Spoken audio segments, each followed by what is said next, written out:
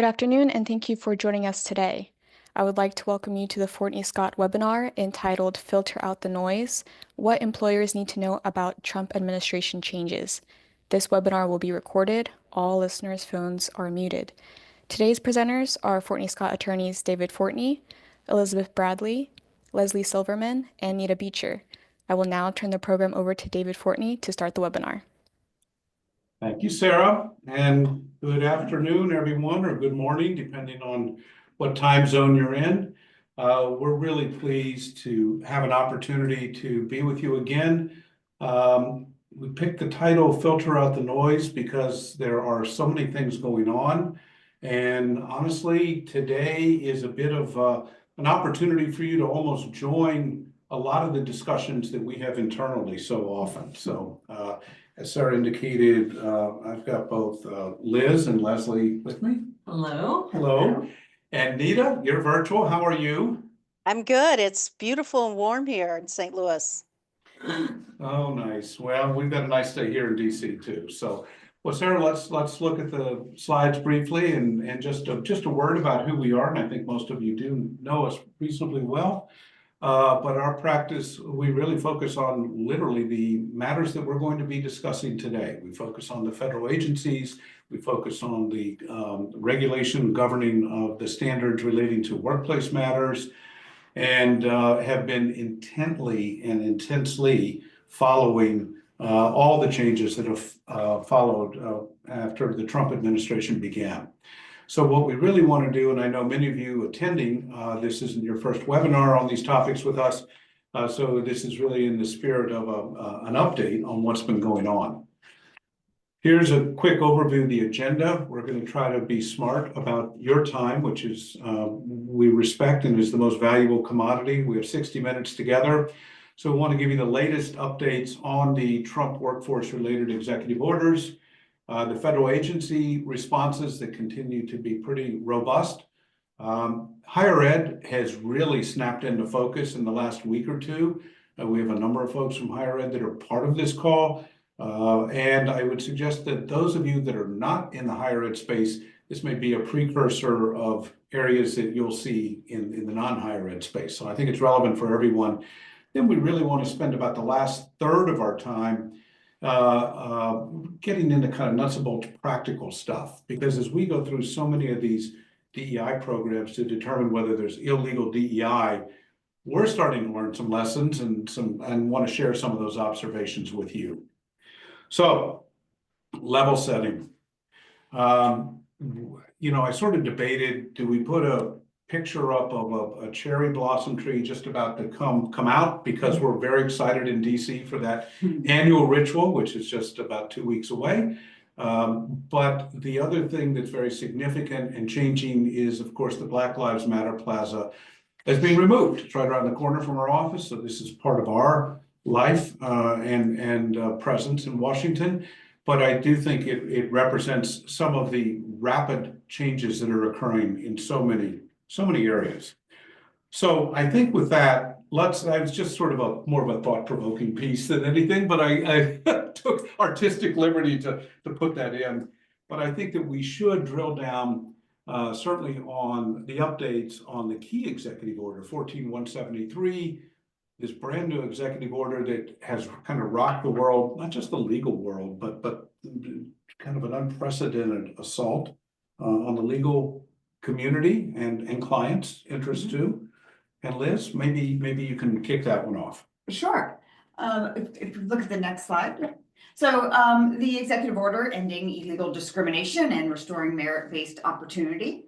On February 22nd, the U.S. District Court District of Maryland issued a preliminary summary judgment motion enjoining 3 provisions. Now, it's limited. I think it's very important. There's a lot of the executive order that's still in place, hasn't been challenged, and we still need to be aware of. So the injunction is limited to termination provisions, and it's specifically the provisions that talked about terminating, pausing, freezing current obligations in grants and contracts that were for equity-related obligations. So the freezing and termination of those provisions, that has been enjoined.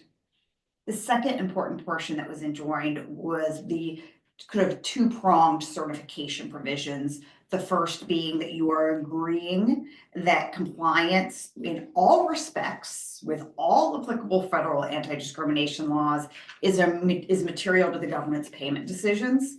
And the second provision of the certification provision was to certify that companies do not operate any DE&I programs that violate federal anti-discrimination laws. So both of those obligations were enjoined.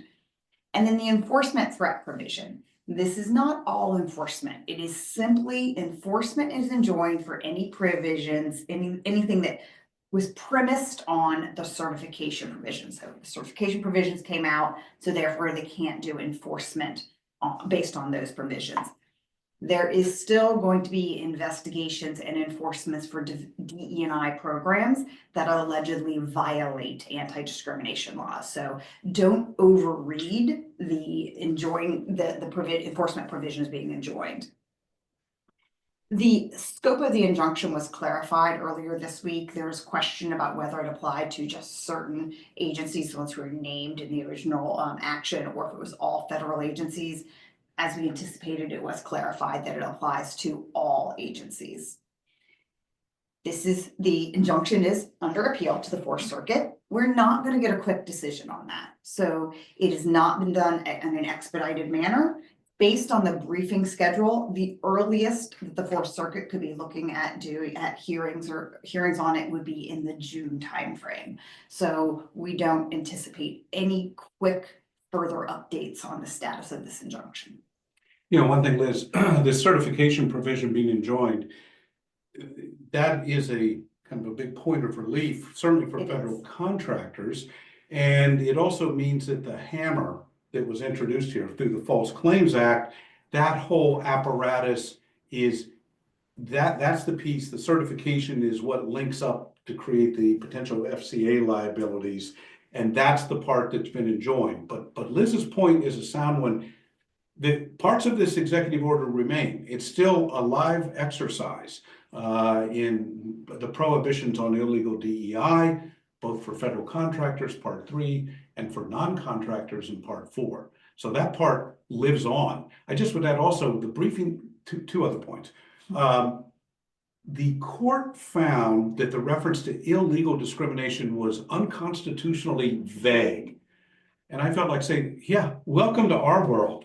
That's what we're dealing with, is helping all of our clients against a standard that is, quote, illegal DEI, that we agree with the judge, is vague, I think unconstitutionally vague. And the interesting thing is the administration potentially could take itself, it's kind of painted itself into a corner by framing up a standard like that. It could simply issue guidance and provide the detail, presumably, and seek to have the injunction dissolved. I don't know if it wants to. Yeah. So, Yeah. So the issue is right now we're seeing a lot of companies, and we're going to get into this, not to jump ahead to the slides, but without guidance and with the fear of, and this is beyond federal contractors right now, this is all companies who are fearful of what is illegal DE&I. They are making decisions and rolling everything back more broadly than maybe what a definition would allow. So the administration may be intentionally vague, not wanting to rush the briefing schedule to let companies go and more broadly pull back than what they could potentially legally support. Good point. Why don't we talk about the newest executive order? Leslie, do you want to do that? Sure. I mean, I agree with what you're saying. I also just I'm sorry, can we just jump the slide forward, please? Thanks. I also think they're using DEI sometimes as a Trojan horse to get to other issues, such as slimming down the government. I mean, I don't think it's all about DEI, but I do think by not defining it, it makes employers We've seen everything attributable to DEI, from the helicopter plane catastrophe, national, etc. But yes. So speaking of DEI, that is one of the issues that resulted in the president doing an unprecedented thing, which was on March 6th, he issued an executive order, and it's actually titled Addressing the Risks from Perkins Coie, LLP. Perkins Coie is a major law firm, and this executive order has really kind of two parts that I think employers should be interested in. First of all, for federal contractors, it requires Perkins Coie's clients that are federal contractors to disclose any business they do with the law firm and whether the business is related to the federal contracting work. So they could be doing business with the law firm that has nothing to do with their federal contracting work, and they still have to disclose it. And regardless of whether it is related to the contracting work, the executive order directs the federal agency heads to take appropriate steps to terminate any contract to the maximum extent permitted by applicable law. Some of these allegations date back to things that happened in 2016 with a dossier, but the other part of these allegations that are against Perkins Coie in this executive order talk about DEI, and the executive order claims that Perkins Coie racially discriminates against its own attorneys and its own staff and against applicants. And it points to the fact that in 2019, Perkins Coie announced a percentage quotas for promotions and based on race and other protected categories. And it also points to a summer fellowship program that Perkins Coie had that excluded applicants from fellowships based on race. That's what the executive order states. So there's a second part of the executive order that is really directed to the DEI aspects, and it directs my former agency, the EEOC chair, to review the practices of, quote, representative, large, and influential or industry-leading law firms for consistency with Title VII of the Civil Rights Act, including whether the large law firms reserve certain positions, such as a summer associate spot, to individuals of preferred races, or whether they promote on a discriminatory basis, whether they permit client access or access to training or access to travel on a discriminatory basis. Now, while the executive order does not specify the targets, during this signing ceremony, President Trump remarked to his aide who was handing him the document to sign that they're looking at 15 national law firms for their DEI practices. The executive order also directs the Attorney General, in coordination with the EEOC chair and in consultation with state attorney generals. And for those of you who may recall, state attorney generals have been interested in law firms for a while, some of them in the red states, as appropriate to investigate these law firms for compliance with race and sex-based non-discrimination laws, and for the Attorney General to take appropriate action in light of the evidence uncovered. So this is quite something, David, is it not? This is a big deal. I mean, this let's call it out for what it is. This is clearly an attempt to chill the legal communities, and this combined with the focus on Covington last week, involving representation relating to Jack Smith, and now this, which is tied back to Hillary Clinton's candidacy in 2016. The president committed, retribution, and I think he would say promises made, promises kept. This is in part retribution, but it's in part broader because it's clearly designed to send a clear signal when you add Covington and Perkins to the legal community. If you represent clients whose interests are adverse to this administration, you will pay for it. Yeah. And that is a part, and it there's obviously Perkins has filed litigation. There's a hearing. They're seeking injunctive relief. There's a hearing today in Washington, so we will have more developments maybe by the time we get off this webinar. But they and I just would add, this is sort of the third time, according to my count, that Perkins has faced these claims. Ed Bloom brought the claims focusing on this under Section 1981. Those claims were settled. All the programs that are at issue here, as well as all the lawyers that are referenced, are no longer with the firm. And the firm has stated in its pleadings, in its litigation challenging, it has lost business, that contractors are walking away from the firm, canceling having the firm represent them because they don't want to be disclosed and be involved. So it has materially hurt the firm.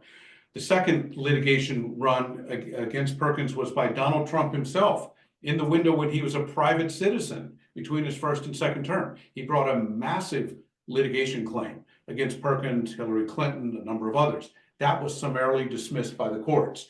So now this is the third poke at them, and we will see where it goes. But there are many, many fundamental shortcomings in this executive order. Dita. It's important to note that Perkins has been Boeing's primary law firm as long as I can remember. So Boeing will have to make some hard decisions if this doesn't get lifted pretty quickly. Well, Nita, I read the complaint that Perkins filed against the administration, and they may have already made that decision because it is a very detailed complaint, and they talk about a very long-standing client who's already left them and others, and they're very specific about it. So that's the first thing I thought, but I don't know that for sure. Well, so we have those are kind of key developments, new executive order, legal community in the crosshairs, particularly Perkins, Cooey and others. But let's move into the federal agencies and how they're gearing up, because obviously the model, basically, particularly the way President Trump is running this administration, is kind of the CEO issues almost like an internal memo, which is called an executive order, to different operating divisions who are then told to take action.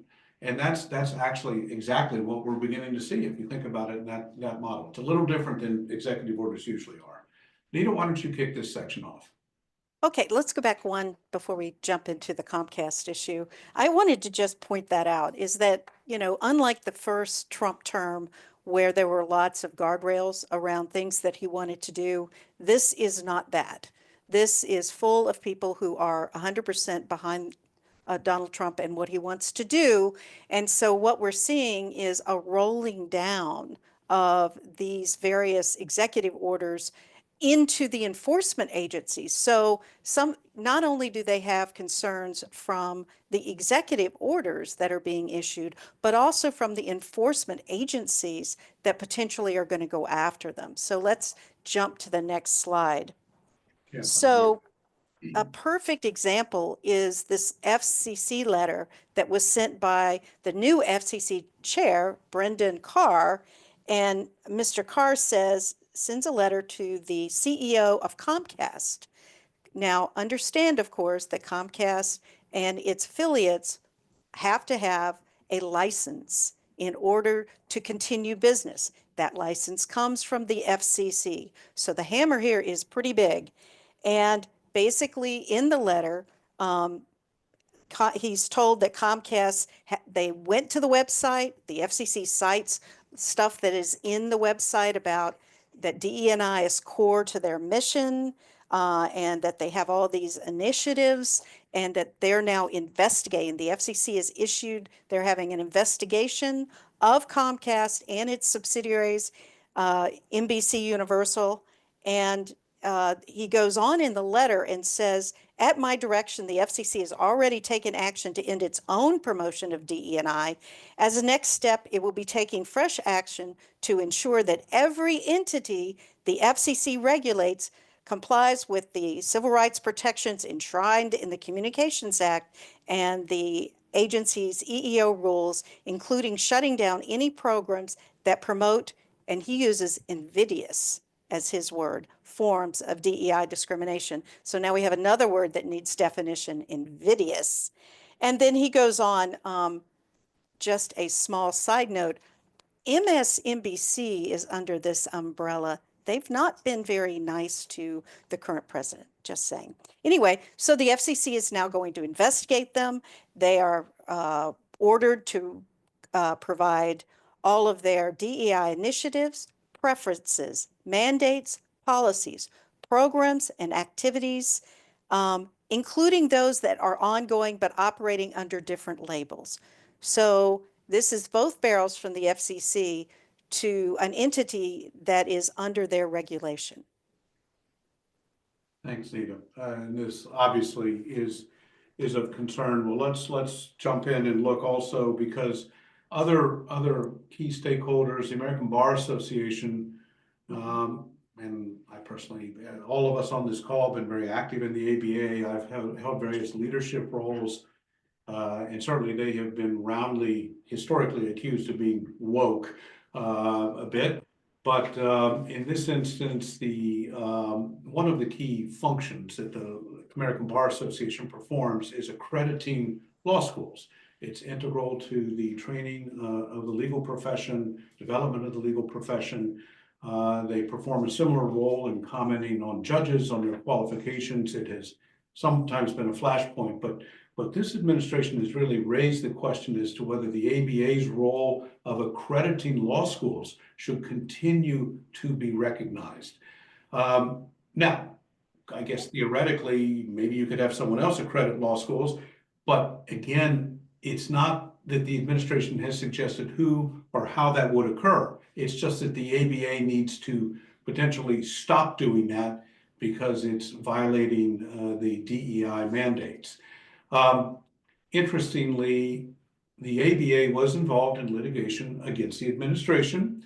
The ABA was a recipient of some of the US AID funds, millions of dollars worth actually, in programs. The ABA, along with other parties, filed litigation against the administration to restore those funds, to at least enjoin the cut of the funds successfully. So this has become kind of a fairly familiar scenario. When the party engages in that type of conduct, criticism, adverse action to the administration's interest, then there is a reaction or response of perhaps suggesting that based on DEI as the primary organizing principle, to Leslie's point, that there's a problem here. So we've seen that actionized a little bit with certain lawyers being instructed that they cannot attend ABA meetings. We have one agency that actually told its lawyers it couldn't belong to the ABA because it was a leftist leaning improper organization. That has all sorts of First Amendment issues attached to it. But I think it once again shows there's a willingness to go not only just strong, as the president says, but legally extreme and probably across the line in many ways. So the ABA, as part of the broader, are the lawyers on the crosshair? I would say yes, they are in the crosshairs. And when you start with the ABA and you take one of the country's major law firms, Perkins Coie, and others that are going to be investigated, and certainly we can anticipate will be additional claims filed, I think the message is pretty clear that the administration is sending here. Anyone have anything else on those points to add? On that cheery note? All right. Well, let's plow ahead and talk a little bit about some of the other agencies. Okay, so this goes to EEOC and DOJ and the investigation of DEI programs. Now, for those of you who have listened to our past webinars, we did a webinar about 2 weeks ago, which feels like 5 months ago in Washington, D.C. time. Longest year ever, 2025. Anyway, what I talked about was Andrea Lucas and how she does a great job of communicating, of explaining her area explaining her view of the law, prognosticating, excuse me, I was having trouble getting that out, where the Supreme Court and conservative advocates are heading, and of communicating her enforcement priorities. And if you don't believe me, you really just need to look up, just Google her name and the Supreme Court decision on affirmative action, because within 24 hours of that decision coming down, she issued an article in which she talked about DEI programs. She talked about the fact that if the court took the Muldrow decision, the Muldrow case up, how that would affect DEI programs. And I just pulled it up right before this webinar to just look at it because I've been thinking about it. And I was like, wow, is she spot on this stuff? So It's no surprise that in the EEOC press release that was issued on January 21st, a day after the inauguration, announcing that President Trump had made Andrea acting chair of the EEOC, she goes ahead and lays out her priorities. And her very first priority is, quote, rooting out unlawful DEI motivated race and sex discrimination. And in a question and answer document following the executive order that Liz talked about, 14173, ending illegal discrimination, when she's answering questions about EEOC versus OFCCP, she really emphasized that that executive order and others issued by President Trump specifically charge the EEOC with robustly enforcing civil rights. Now, as we previously discussed, that Perkins-Coie executive order directs the EEOC to investigate the country's largest law firms over their DEI programs. But David has said, and we all agree, what keeps coming up over and over again in this administration is, what is illegal DEI? And that's one of the points that Perkins-Coie raises, one of many, in its complaint.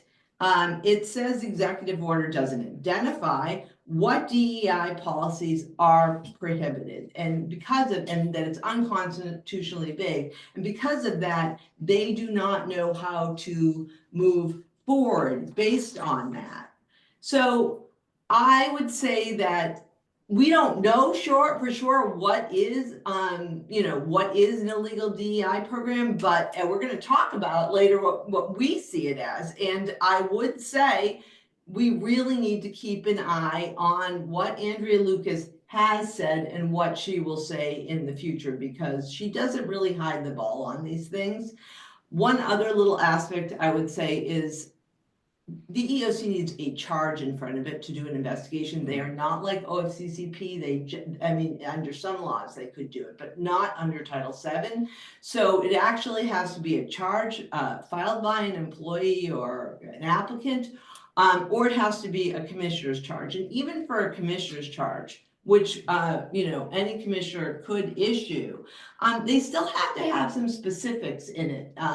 The date the things happen, specificity about the claim. So I don't think Andrea Lucas can go willy-nilly, or anybody else, with a commissioner charge or an investigation without these. But obviously there's something going on with 15 law firms, according to the president. But let me just tag on to that, and I agree that I think that Acting Chair Lucas has been very transparent on her views and very consistent in her views. She has not reinvented herself on January 21st, as some people perhaps have. In fact, last summer of 24, I sat down with her and we recorded an interview David Cohn and I did for the Institute for Workplace Equality, and it's up on their website. We spent an hour discussing DEI best practices. She went through in great detail what her views were, very transparent. She's not anti-DEI, but she had very specific views as to what practices were illegal. They violated Title VII. So that's also a resource worth looking at. Nita. One other thing I'd mention, and Leslie, I'd be interested in yours and David's thought about this, is, the America First Legal has filed, I want to say 35 or so complaints with EEOC around the DE&I issues from various companies. Is that sufficient to be considered a complaint? No, they call them civil rights complaints, but they weren't actually like charges, and they didn't, those were not. But of course, one thing we know about EEOC is they are not allowed to reveal the charges that are in front of them. So it's possible that same organization could have an actual, litigant that they, or a complainant, and they could have filed on their behalf, and we wouldn't know. But that's not really how they operated again. So I doubt that. That's not to say there isn't others there. We just had one quick postscript and then we'll move on here. The Justice Department, most of us spend a lot of our compliance life focused on EEOC, maybe labor. I just want to call out to level set, the Justice Department, if it's not on your game board, it needs to be on your compliance game board, and it is significant. The Justice Department, among other authority under Title VI, has authority to enforce against any recipients of federal financial assistance. Often in short strokes, that gets viewed as, oh, that's a higher ed program because of student loans. That's one example of federal financial assistance. But the truth is there's a broad, very broad range of programs that constitute federal financial assistance that allow the Justice Department to investigate and to bring enforcement actions based on race and national origin. It does not pick up sex, but race and national origin. And that can include potentially the CHIPS Act, some of the recent federal funding on the green programs that the prior administration ran. Remember, the statute of limitations hasn't run, so even though those programs may be currently suspended, there still can be activities before. I think it's possible that the COVID relief funds that were provided would also constitute actionable claims. The point being, you begin to imagine the breadth that this gives you. So we're not talking about whether someone's a federal contractor or not, just if they receive loans, grants, anything in federal financial assistance, which is a term of art, it is broadly defined and includes the primary recipient, includes subcontractors, subrecipients, it includes agents. It's extremely broad.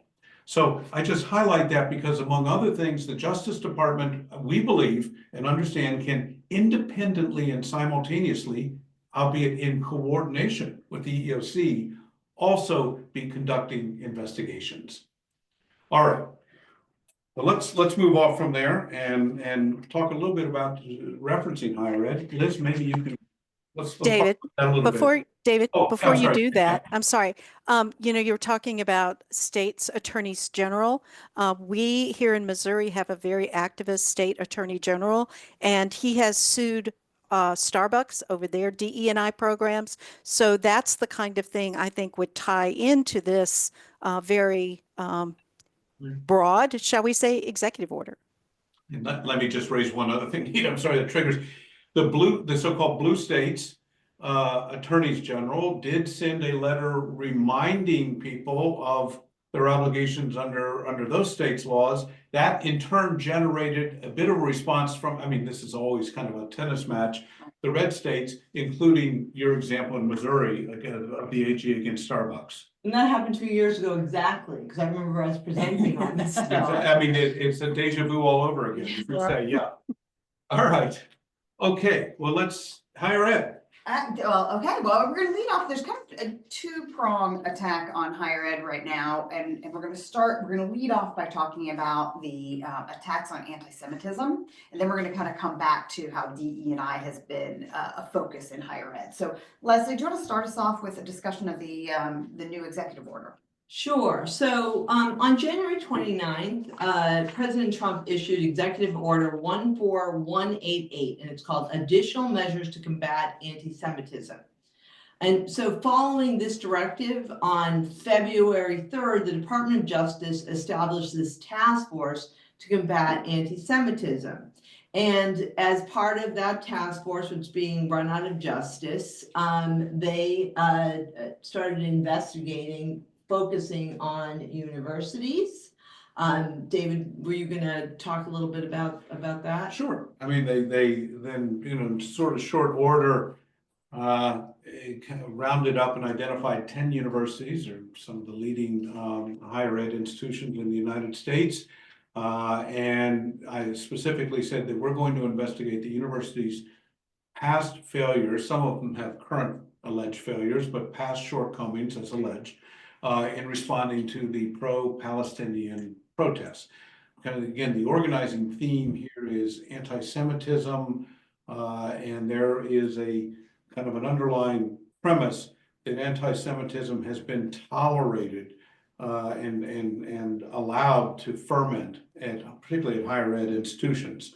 I think all of us saw those fairly electrifying congressional oversight hearings that Chair Fox, Virginia Fox, ran last fall, and we had 2 of 3 universities presidents who ended up losing their jobs over those hearings, and it was focused, again, it's on the same issue.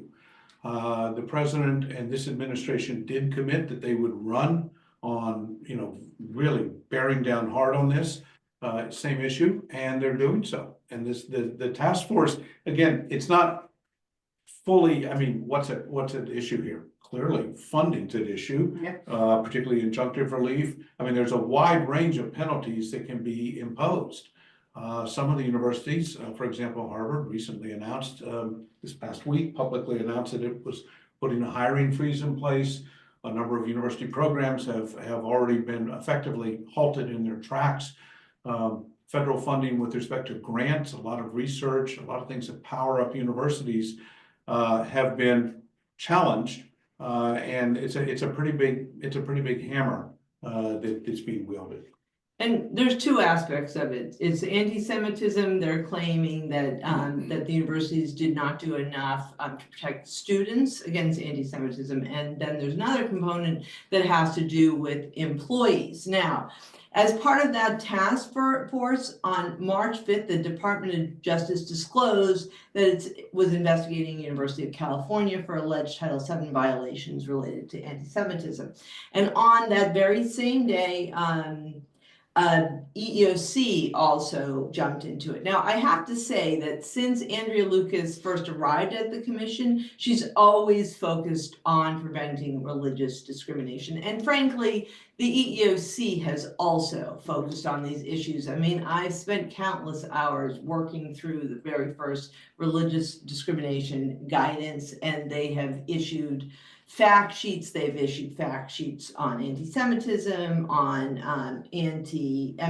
all sorts of religious issues. But since October 7th, 2023, since the Hamas attack on Israel and the war following that, Andrea Lucas has been especially vocal about combating anti-Semitism.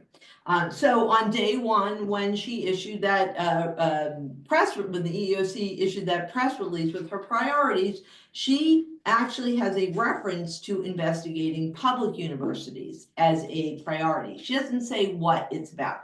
Now, EEOC has a special role where it can investigate a public university, but then it moves on to DOJ for enforcement. So that's part of the reason that EEOC is in that executive order. So it's like a double investigation.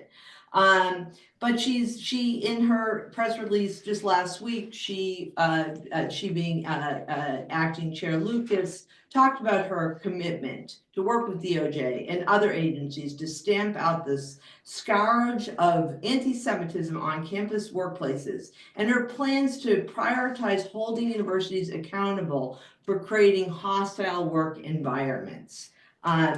I want to add one more thing. Just 2 days ago, Andrea issued something on LinkedIn, and she talked about all these issues, and she said, if you work for a university or college or any other employer and you've experienced anti-Semitism at work, you can file a charge with the EEOC. They are actively looking for these. So I just wanted to start off by mentioning that, that they're out there. Let me just quickly reference the highly publicized an example of the funding, $400 million, not chicken feed even for Columbia, pulled back on March 7th, followed up with one of the protest organizers, a green card holder who has been arrested and is scheduled for deportation. Now, whether that is, again, legal or not is being contested in the courts. But the administration has said publicly that it is scouring all social media postings, using AI tools to help identify those individuals who've been prominent in these protests. And it's going to not only target the universities who are alleged to have improperly tolerated that, but also to target these individuals, to pursue those individuals, whether it's for deportation or other civil and or criminal sanctions. Nita? Yeah, I was just going to mention one of the things in the articles pointed out that Columbia, of all the universities, took the hardest line against the protests and took, they had a black eye for their response to those protests. It is not an easy time to be a university. And speaking of which, we were talking about the two aspects of this in higher ed. On March 10th, the Department of Education, which is having its own issues right now since a good portion of the staff was laid off last night, but not the Office of Civil Rights, because they announced the investigations on March 10th of 60 universities. And it's again over the responses to the anti-Semitic harassment and discrimination in their campuses. And they also, they just warn the universities of potential enforcement actions if they don't comply with their obligation under Title VI of the Civil Rights Act. And the other thing they did is they have a big backlog of complaints there, and they have prioritized those. A lot of activity, and that's basically 2 weeks worth. Exactly. And so moving on the next slide, we're talking about, so higher ed is also still under the focus for DE&I programs. So beyond the anti-Semitism, and this goes way back, but talking about higher ed being focused on DEI goes back to the Students for Fair Admissions case and before. But what's kind of happening in that space right now, relevant to that, is on February 14th, the Department of Education's Office for Civil Rights issued a we're calling the Dear Colleague letter. And what that kind of is giving the existing interpretation of the federal law. It was a broad interpretation following the Students for Fair Admissions case. It gave a lot of examples of things that may not technically be a violation if you actually look at the language of the law. This was couched under Title VI. So this is really an important piece of this, and it speaks about not just schools, which is defined as everything from pre-K to university, so that's a broad definition of schools, but it also says other entities. So to David's point earlier, Title VI is not going to be just against the schools receiving those funds. It's any other entity. So any of you out there that are receiving funds or maybe are a subcontractor to a school, so we're going to get to that in a moment as well, need to be aware of Title VI and potential violations or claims under Title VI. An example of a broad example of what would be unlawful DE&I is the letter said that eliminating standardized testing so that you could increase racial diversity would be an unlawful act. So it's taking very broad scope of this. Schools were directed to essentially do a DE&I assessment, review your programs to ensure that they're in compliance with the interpretation of the law, look at how you're relying on third parties or other entities and cease reliance on those if you're trying to try to circumvent the prohibitions. They said they were going to vigorously enforce the law, and they promised action within 14 days. And they got action, they took action in 14 days, it might have been 15 days, but on March 1st, they issued FAQs. You all should pull up those FAQs. They're very telling on where the enforcement is going to be. And this is applicable not just to higher ed, I think it's to all contractors. So a few pieces to be asked to look at there is FAQ number 8 asked, is DE&I unlawful? The answer is no. Few things to think about, and have they answered that? Calling it something DE&I in and of itself is not unlawful. But if you change the names, the underlying program could still be. So taking DE&I off of it doesn't make it lawful. You really need to be looking at the programs themselves. But the good news, Black History Month, other celebrations are not in and of itself unlawful. They gave some clues on how to assess your programs. You need to ask whether the programs encourage members of all races to attend or if they're somehow exclusionary. Those are some nuggets you can be looking at when you're analyzing your own DE&I programs. Number 9, FAQ number 9 said, is discussing DE&I prohibited? No. Good news. And the FAQs referenced the First Amendment. It referenced 2 laws that prohibit the Department of Education from being control over curriculum. But then it quickly said, but if those discussions of DE&I create a hostile environment, that's where it's going to become illegal and what it's unlawful. And so then it kind of came in, you need to be looking at the nature of the educational institution, the ages of the students, the relationship of the individuals who are having this discussions, and the voluntary versus mandatory nature of those programs. So taking that to all employers, you can be thinking about any of those programs in your workforce, how you're discussing DE&I, and take that context to your own application of whether some of your DE&I discussions could potentially become unlawful. And then one last piece of the FAQs, again, I encourage you to read them all. Number 12 talks about, it impacts how Title VI can impact your procurement process. This is applicable to everybody. And it flat out says you cannot discriminate based on race, color, national origin in choosing subcontractors. This is your supplier diversity programs. We need to be looking at those. I know we beat that drum a few times, but it's a pretty short response to how it impacts your procurement. So there's a lot of great information, and we're going to kind of, Nita and I, as we roll into the next section, we talk about practical guidance. These are all, and I know I used the term before, but these are the Easter eggs that we're pulling out of other contexts of how they can apply to all employers in assessing your DE&I. Yeah, they've certainly been extremely useful, the FAQs. Yes. So Liz, Leslie, David, and I are going to talk a little bit about some practical guidance. So let's go to the next slide. So what we are seeing right now, and I took one of the law firms has a pretty vigorous survey they did.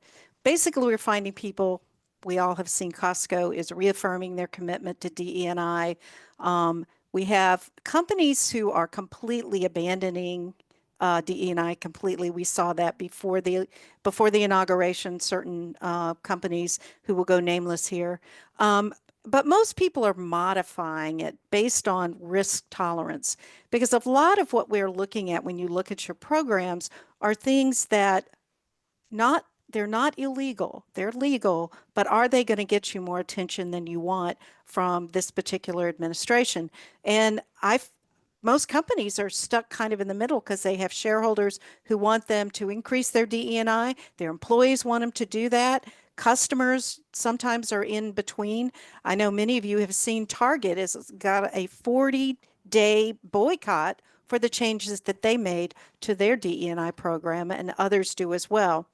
Quickly, before we go to the next one, the survey said 49% are not cutting their DE&I programs. 43% are changing their programs to some extent. And we'll talk a little bit more when we get in the details of what a lot of companies are doing. Leslie and David? Sure. So next slide. Yeah. I mean, I want to just talk about that second bullet again, evaluating the level of risk your organization is willing to accept, because I think that says it all. And when you look at our clients that we're dealing with, that is front and center for them. I mean, some companies are always risk adverse and we know where they're going, but some of them, whether they are federal contractors, so their whole business depends on the federal government, whether they have some kind of role that is like the federal government. I mean, those are things where if the federal government this is where they're at, they are going to be changing their practices and they're moving quickly. Whereas other clients and other companies that we're dealing with have different views of this. So evaluating the level of risk is incredibly important, and how it affects your current workforce, your ability to attract talent, your shareholders, and your customers. Those are all components. And we're going to talk about these other aspects of this next, but this is a thoughtful process. It should not be done overnight. So we'll start with that. And Liz, you were saying earlier about just changing the name. One of the problems is if you don't change those words at all, they're using AI to look at contracts. They're looking at AI to look at schools. So what do you do with that? That's a level of risk. These are all things and they're all components. But as lawyers, as HR folks, as we look at these policies and practices, we just have to look at them with a fresh eye. How does this affect race and sex? And we have to keep in mind what we're hearing. Doesn't mean you have to run and cancel every program, but you have to be mindful. Excellent. Two other thoughts. I think that a question that we see coming up, how do we maintain compliance? I mean, we go through this, excuse me, how do we maintain compliance? And that brings forward, do we do data collection? Historically, federal contractors at least were under an obligation to do data collection on applicants, for example. That obligation is lifted now with the rescission of 11246. Do you still do data collection? And it's likely that the EEO1 report also will terminate in the reasonably near future. So as we kind of holistically think about what this means, I think there are a couple points that are important, because many clients have said, I don't need to tear out all this infrastructure I have, but I need to repurpose and understand how I deploy within the current legal parameters. And I think that number one, there are a couple lessons learned there. Lawyers have a larger role than they have had more recently, because you want a lot of this done under privilege, particularly as you're doing data collection and so forth. Number two, I think that there is a role to continue voluntary data collection, particularly on applicants, because we still have impact cases, even if the administration doesn't bring them. They still exist by private plaintiffs, they still exist under state law, and if you don't have the data, they're very hard to defend And against. they still exist under Title VII. I just want to. Well, they exist under Title VII, even if the administration doesn't want to pursue them. But the private plaintiffs do. Please. And I just want to, before we go on to the next slide, just start talking about some of those specific compliance pieces. To your point about the role of lawyers here, remembering now we are measuring against federal, state, local legal obligations, and what are you required to be doing, what is permissible. And I think mapping those out, and previously I think many of us had DE&I was often a separate program, and some of those programs were running without necessarily the knowledge of legal. And now that we're having to be grounded based in Title VI, Title VII, Title IX, state, local, I think getting our arms around all of the legal standards and the guidance is going to be very important moving forward. So, Don't forget global. Yes. and global, Yes, and to the global. extent you're keeping things, you're trying to lean into your international responsibilities. Right. So I think we can. Yeah, exactly. No, I think most of our clients, in fact, have that very important piece that Nita called out, the global piece. Well, let's drill down on some of the actual components a little bit and get into a little nitty gritty, a little more nitty gritty. So David started the conversation for us on what data collections do we want to be doing? And this is from applicants. Let's start there. So right now, federal contractors are still required to file EEO1 reports. So your employee level data we're still collecting, that is still on the table. Not really talking about that right now. But what about applicants? So the requirement is lifted on 11246. But I've heard some miscommunication or misunderstanding about that. You're not prohibited from collecting the data. So the revocation of 11246 does not say you are no longer permitted. You still could choose to. And there's a lot of great reasons why you would want to. So you still have an interest in ensuring that your selection process is not having a disparate impact on any race or gender. Right? You still want to know, and if there is a disparate impact, is that discrimination? What's in your processes that is causing that impact? And you're going to want to drill down and look at that, because you still want a fair selection process, whatever word you use to describe that, fair, equitable, etc. Certainly one that's not discriminatory. One that's not discriminatory. So, and I think but with that, you no longer have a regulatory obligation to be collecting it. If you can choose to continue to collect applicant data, that I highly recommend that collection be removed out of a compliance department, because what are you in compliance with anymore, right? And elevate that up and move that over into legal, because you need to be thinking about, now that you collect that data, you have it, what are you going to do with it? And so how are you going to analyze it to look at it? The prior structure of AAPs by establishment, by organization, probably not how you're going to be analyzing the data. You need to be coming back to this with a fresh eye about how to properly do that data analytics. And then one other piece we need to be thinking about on data collection, I'll put a pin on it before turning it over to Nita to talk about goals, but are you going to be collecting various information beyond the EEOC's acknowledged race categories and basic male-female gender. Those are broader conversations. You can collect it. You need to be thinking mindfully and with the involvement of legal counsel about how you're going to use that data. But Nita, let's talk about diversity goals. Well, diversity goals, honestly, it's interesting because looking at the survey, 61% are removing, 52% of employers who still have DE&I are removing their diversity goals. Now, those of us who are federal contractors, we had the protection of 11246 to create goals that we could use, to assess how we were doing. I think it's highly risky now to have diversity goals, as certainly ones with percentages. We're going to increase our Black percentage, our, women percentage by X by such and such a date. I think that is very risky and potentially illegal, depending on how it's done. So I don't know, Liz, Leslie, and David. I think that's one where you need to take a really hard look at that.